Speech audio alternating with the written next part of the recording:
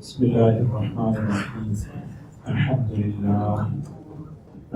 لله نحمده ونستعينه ونستغفره ونؤمن به ونتوكل عليه ونعوذ بالله من شرور أنفسنا ومن سيئات أعمالنا من يهده الله فلا مضل له ومن يضلله فلا هادي له ونشهد أن لا إله إلا الله وحده لا شريك له ونشهد أن سيدنا وحبيبنا ونبينا مولانا محمدا عبده ورسوله صلى الله تبارك وتعالى عليه وسلم. أما بعد، اللهم صل على سيدنا محمد وعلى آل سيدنا محمد وبارك وسلم. اللهم بارك على محمد وعلى آل محمد كما باركت على إبراهيم وعلى آل إبراهيم إنك حميد مجيد. قابل احترام بزرگ دوستو، نبی کریم صلی اللہ علیہ وسلم کی مبارک زندگی، اس کو پڑھا جا رہا ہے شمائل نبوی، شمائل محمدی صلی اللہ علیہ وسلم. آپ کی زندگی کو سامنے رکھ کر اپنی زندگی کو بنانا ہے، اور اسی کا نام ہے اسوۃ حسنہ. اسے ایک کپڑا رکھ کر دوسرا کپڑا تیار کیا جاتا ہے، ایک گھر کا ماڈل سامنے رکھ کے دوسرا گھر تیار کیا جاتا ہے. اللہ تعالیٰ نے ایک بہترین پاکیزہ زندگی نبی کریم صلی اللہ علیہ وسلم کی ہمارے سامنے پیش کر محفوظ کر دی. ایک ایک ادا کو، ایک ایک عمل کو، ایک ایک حرکت کو ہمیں سیکھنا ہے. اس کا بڑا فائدہ ہے، زندگیوں میں رحمتیں، برکتیں اور محبتیں آئیں گی. اللہ تبارک و تعالیٰ اس مبارک زندگی کے اثرات ہماری زندگیوں میں لائیں گے. اسی نیت کے ساتھ ان احادیث کو ہمیں سننا ہے.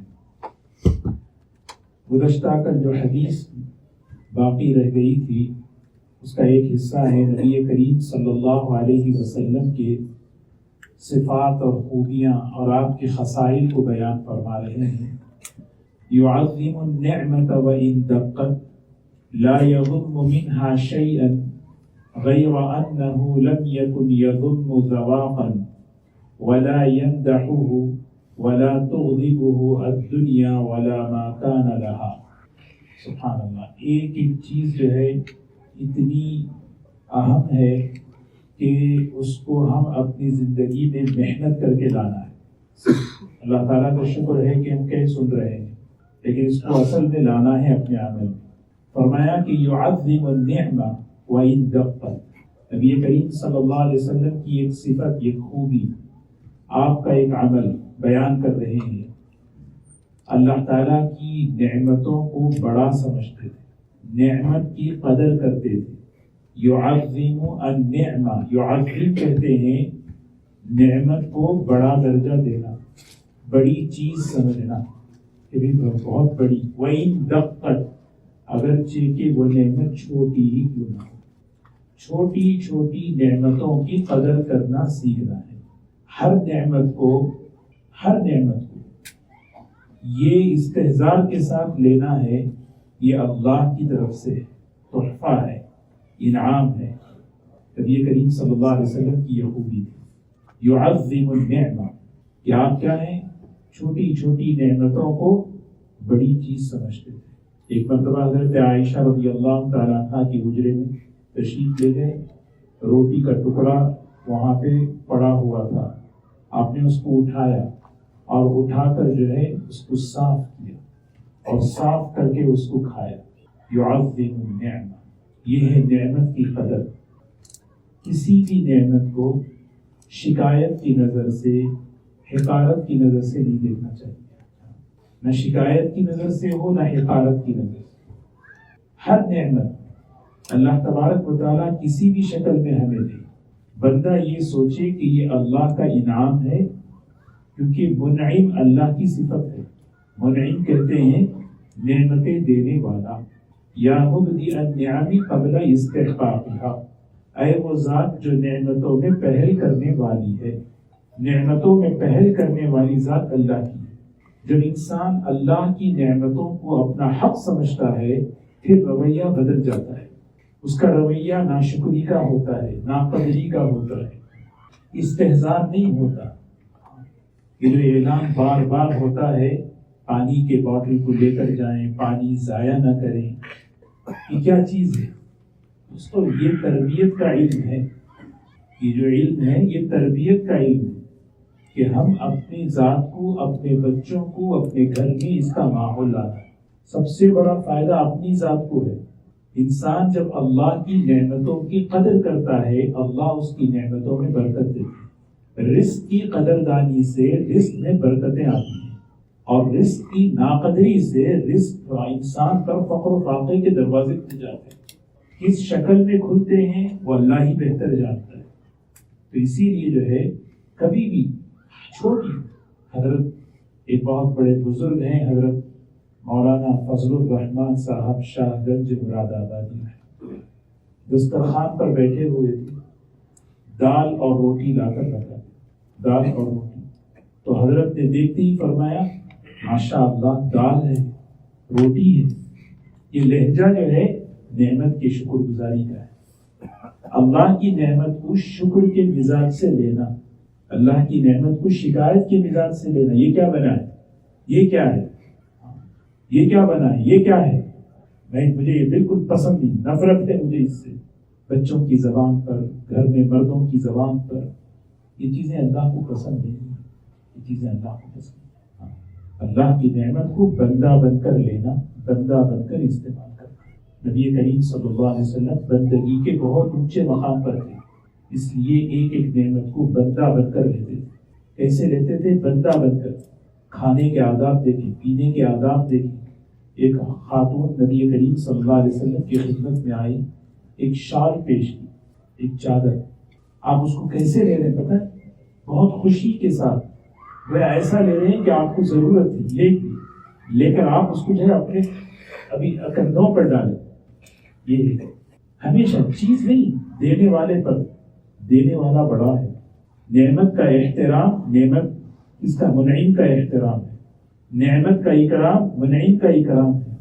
نعمت کی تعظیم منعم کی تعظیم ہے. منعم کون ہے؟ ہمارا پیسہ ہماری جاب نہیں ہے. میں کما رہا ہوں، میری جاب ہے، میں کما رہا ہوں. جب میں آ جاتا ہے پھر آدمی جو ہے نا یہ ساری نعمتوں کے ساتھ یہی رویہ کرتا ہے. آدھا کھا کے آدھا پھینک دیے، آدھا اٹھا کے ڈال دیے، گاربیج میں ڈال دیے، لے لیں گے. یہ جو ماحول جو ہم جی رہے ہیں نا خاص طور پہ نعمتوں کی فراوانی کا ہے.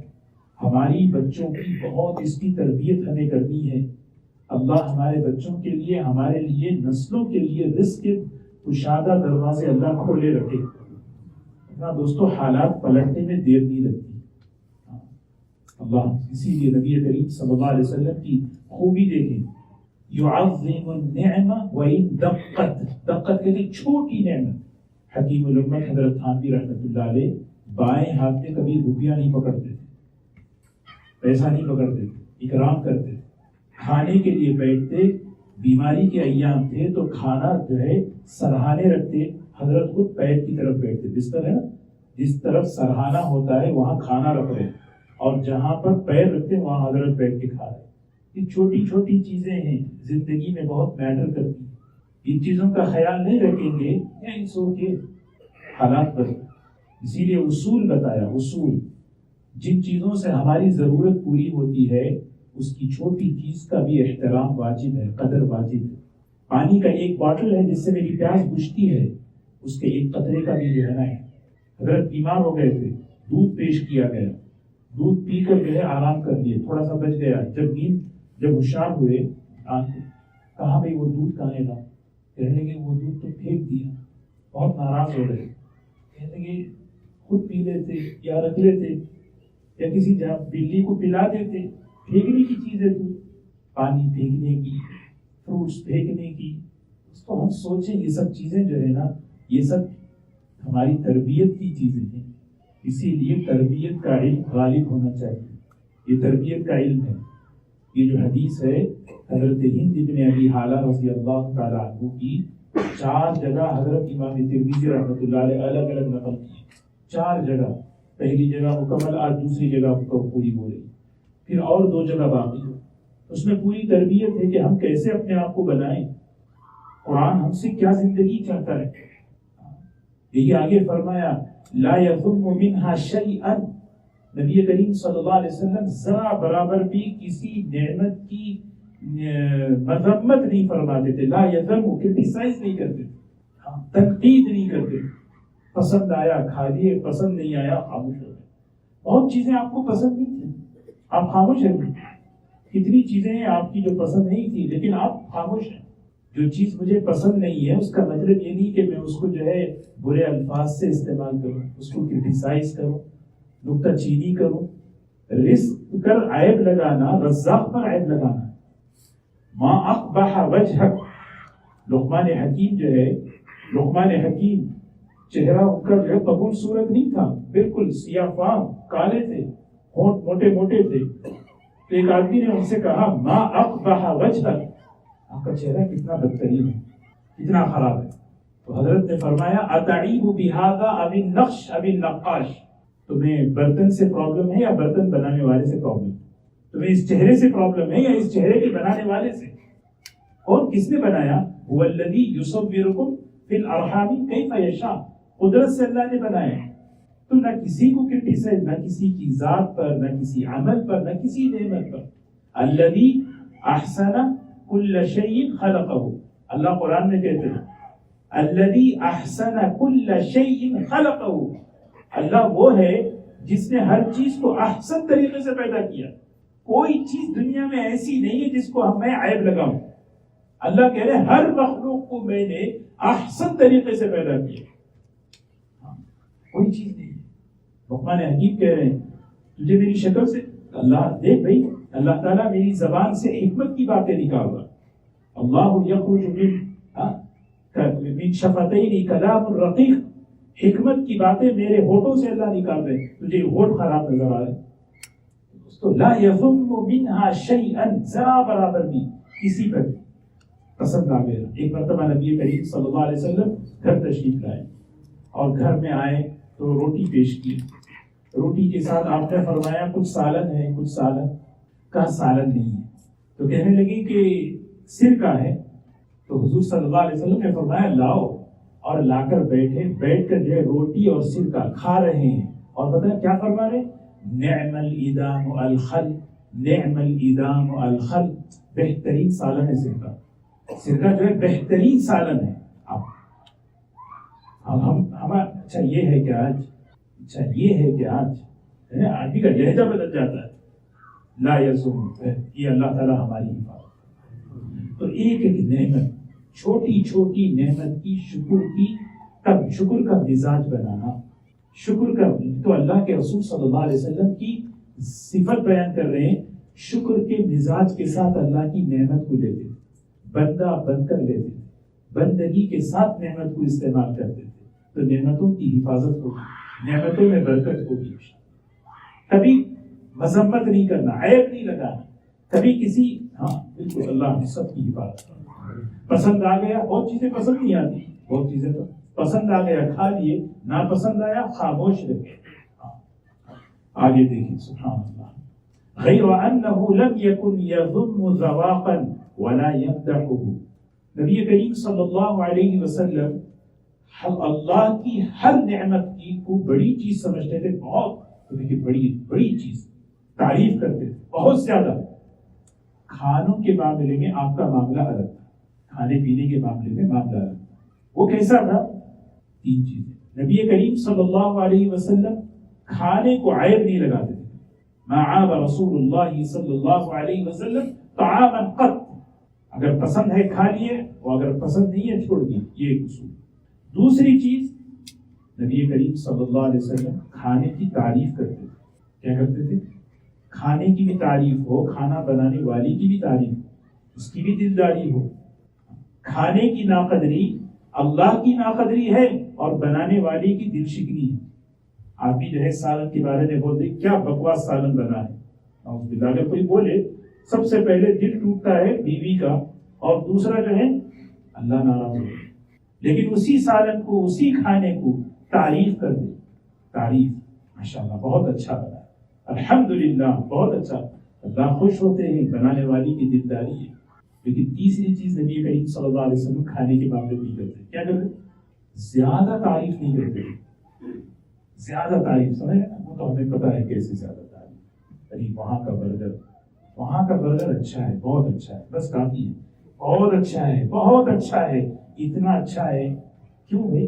حضور اکرم صلی اللہ علیہ وسلم یہ کیوں؟ غیر انہ لم یکن یذم ذواقا ولا یمدح، اس لیے کہ کھانے پینے کے بارے میں حد سے زیادہ تعریف کرنا حرص کی علامت ہے. ارے ماں کا پلاؤ، ارے کیا بولے، ہاں اس کا بن بہت اچھا، یہ اب آدمی اسی پہ لگا ہے، مجلس اسی پہ چل رہی ہے، کھانوں کی مجلس ہے. ہاں یہ جو ہے نا بالکل نبی کریم سے تعریف کرتے تھے. جیسے میں نے ابھی حدیث بیان فرمائی، نعم الادام الخل، بہترین سالن ہے سرکہ بہترین سالن ہے. تعریف کوئی نہیں، کھانے کی تعریف ہے، لیکن اتنی بھی تعریف کہ آدمی جو ہے اسی کو اپنی زندگی کا مقصد بنائے، یہ چیز اللہ کے رسول صلی اللہ علیہ وسلم کی مثال. وَلَا تُغْزِمْهُ الدُّنْيَا وَلَا مَا كَانَ لَهَا، نبی کریم صلی اللہ علیہ وسلم دنیا کے معاملات میں، دنیاوی معاملات کے اندر آپ جو ہے نا غصہ ہی نہیں ہوتے تھے. آپ صاف کہتے تھے مالی ولد دنیا انما انا کراکب، مجھے دنیا سے کیا لینا دینا ہے، میں تو ایک مسافر ہوں، بس درخت کے نیچے ٹھہرا ہوں، اب وقت آئے گا تو نکلنا ہے.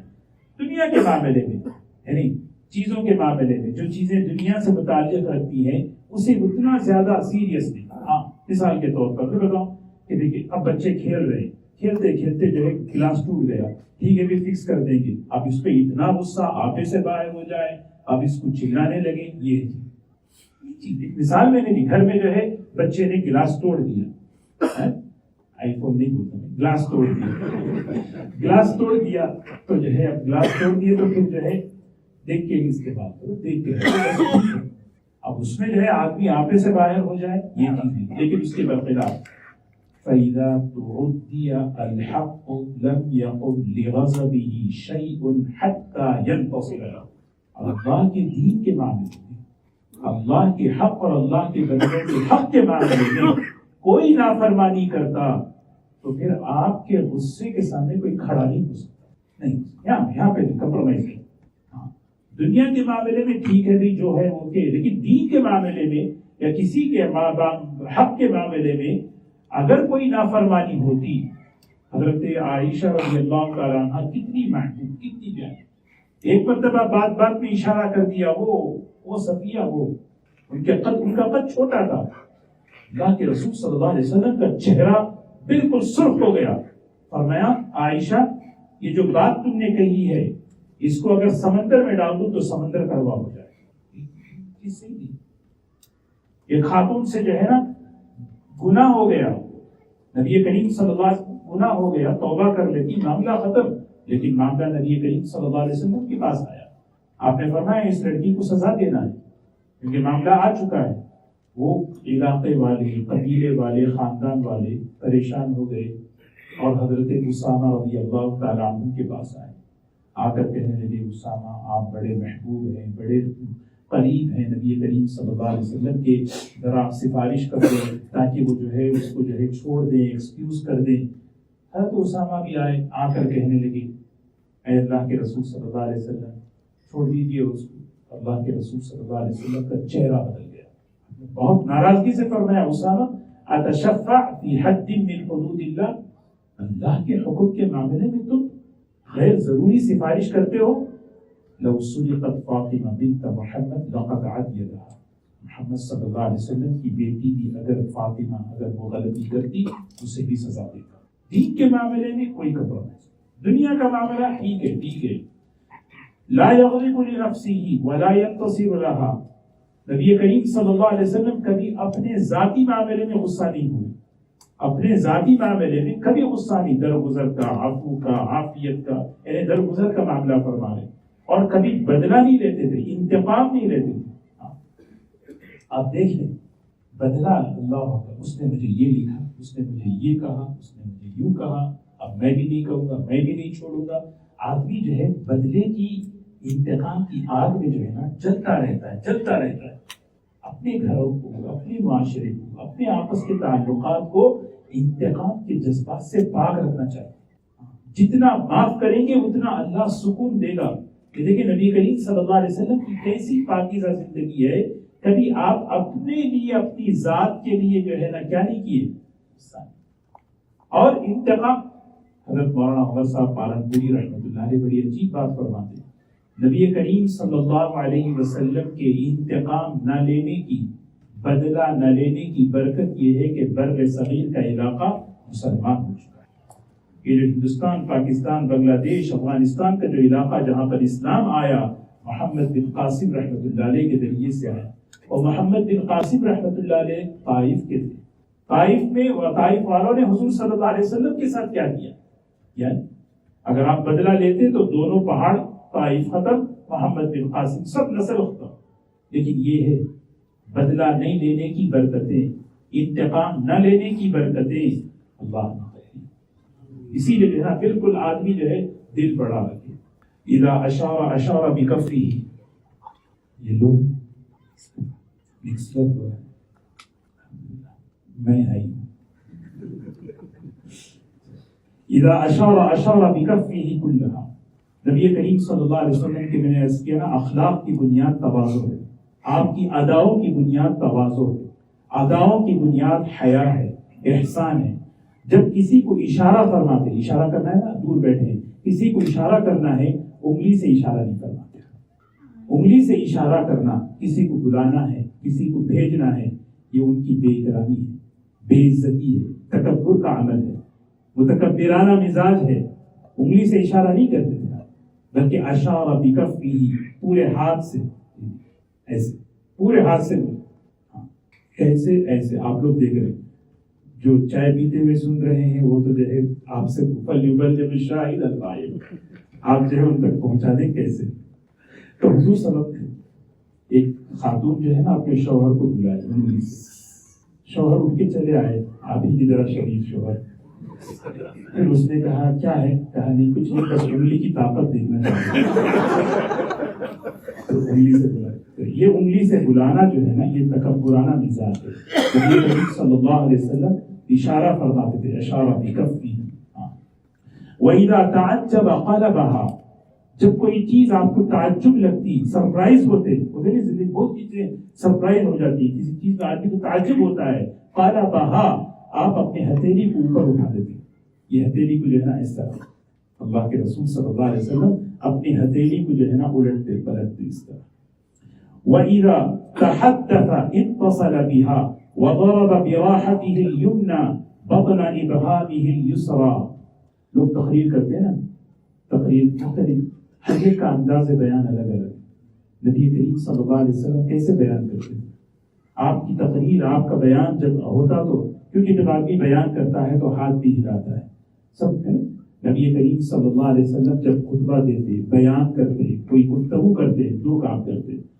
دو ہاتھ اس طرح، یعنی اذا تحدث اتصل بها، دونوں ہتھیلیوں کو اس طرح ملا کر بات کرتے ہیں. ایک چیز. دوسرا، کبھی کبھی کوئی اہم بات ہوتی تو آپ اس انگوٹھے کو، سیدھے ہاتھ کے انگوٹھے کو بائیں ہاتھ کی ہتھیلی پر اس طرح بات، کبھی اس ہاتھ کے انگوٹھے سے اس ہاتھ کی ہتھیلی پر، کہ اس طرح بات کرتے تھے تاکہ جو ہے لوگ متوجہ ہوں، ایک اہم بات کہہ رہا ہوں. آپ دیکھیں گے مقررین الگ الگ انداز ہوتے ہیں، تو نبی کریم صلی اللہ علیہ وسلم کا یہ انداز بیان کرتے ہوئے، یا تو آپ اپنے ہاتھوں کو ملائے ہوئے ہیں، یا کوئی اور اہم بات ہوتی ہے تو اس طرح سے.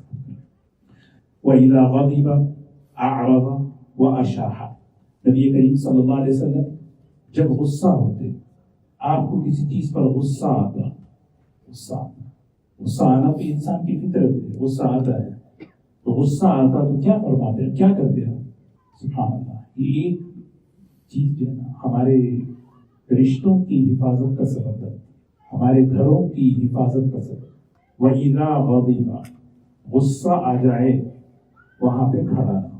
أَعْرَضَ وَأَشَاحَ، نبی کریم صلی اللہ علیہ وسلم اعراض کر دیتے اور بالکل وہاں سے ہٹ کر دوسرے کام پہ لگ جاتے. عام طور پہ گھر میں میاں بیوی بیک وقت غصہ ہوتے ہیں. یہ بیک وقت غصہ ہونا جو ہے نا بڑا خطرناک ہے. ایک غصہ ہو ایک ٹھنڈا ہو، ایک غصہ ہو ایک ٹھنڈا ہو، یہ چلتے رہے، یہ اس طرح چلتی رہے گاڑی، کوئی مسئلہ نہیں. ہاں لیکن بیک وقت دونوں غصے ہوں ابھی کچھ ہی مہینوں پہلے ہمارے علاقے میں 3 بچے، طلاق کیسے بھی بتائیں، اس کا سبب صرف غصہ، شوہر غصے میں ہے، بیوی بھی کوئی تو غصے میں ہے، اور وہ بیوی شوہر سے کہے ہمت ہے تو طلاق ہو، ہمت ہے تو طلاق ہو، طلاق دے کے دیکھو، اب وہ شوہر اور غصے میں ہوتے بس اس نے 3 مرتبہ کہہ دیا۔ کتنی بہترین بات، اذا غضب، غصہ ہو جائے، اعرض، اعراض کر دیں، ہٹ جائیں وہاں سے، نافذ نہ کریں، غصے میں کیا ہوا فیصلہ، غصے میں بولا ہوا بول، یہ تباہی لے کر آتا ہے۔ اشاحہ کے معنی ہے اپنے آپ کو کسی اور کام میں، نبی کریم صلی اللہ علیہ وسلم کتنے کام بتائیں، کھڑے ہیں تو بیٹھ جائیں، بیٹھے ہیں تو لیٹ جائیں، وضو کر لیں، کیا مطلب ہے اس وہاں سے توجہ ہٹ جانی چاہیے، غصہ ختم ہوگا تو پھر آدمی کو احساس ہوگا بات کیا ہے۔